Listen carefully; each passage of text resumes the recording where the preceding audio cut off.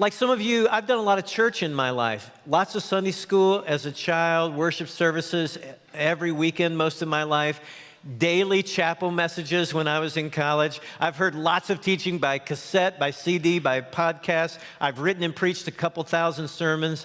But there is an event in the life of Jesus that I have mostly overlooked in my own teaching, and it seems to be overlooked in the teaching of many other people. It inspired a major holiday in some parts of the world, but Christians on our side of the planet seem to almost ignore it.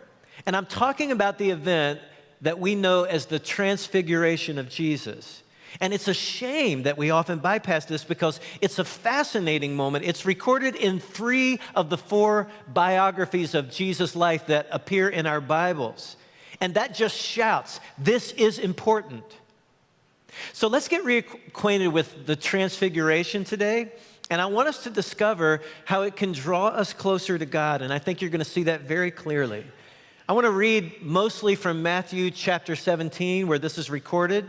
But it is also in Mark chapter 9 and Luke chapter 9. Matthew 17 begins this way. 6 days later, Jesus took Peter and the 2 brothers, James and John, and led them up on a high mountain to be alone.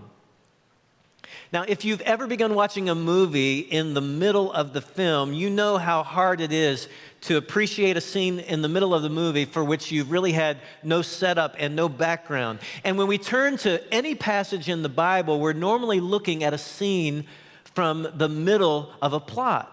And that's why it helps to know what leads up to this moment, because it helps create this moment. For a long time prior to this, Jesus has been allowing his disciples to form conclusions about him based on the things that he is teaching and based on the miracles that he is working. And he will occasionally speak very plainly about who he is and from where he's come, but he doesn't do that a lot. He lets them learn who he is and draw those conclusions.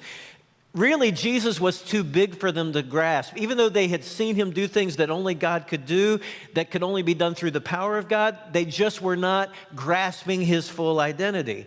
So right before the Transfiguration, right before this scene that we're looking at today, Jesus begins to speak very plainly about who he is and why he has come. And he asks Peter, one of his disciples, one of these guys who goes on the mountain with Jesus, "Who do you think I am?" And Peter gives him a great answer. He uses words that we still use today when we say that we believe in Jesus. You're the Christ. You're the Son of God. So Peter gives the right theological response.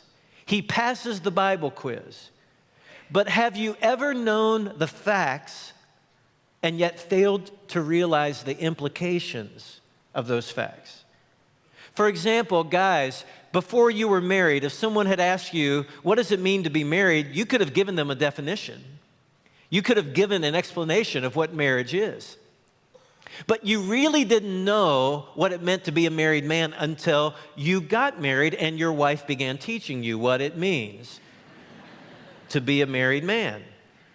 And by the way, that's been the plot line for just about every sitcom that has ever been created. The guy is figuring out what it means to be married. And ladies, if you're a mom, you knew what it meant to have a baby before you had a baby. I mean, somewhere along the line, your mother or someone who just wanted to see the stunned expression on your face told you where babies come from.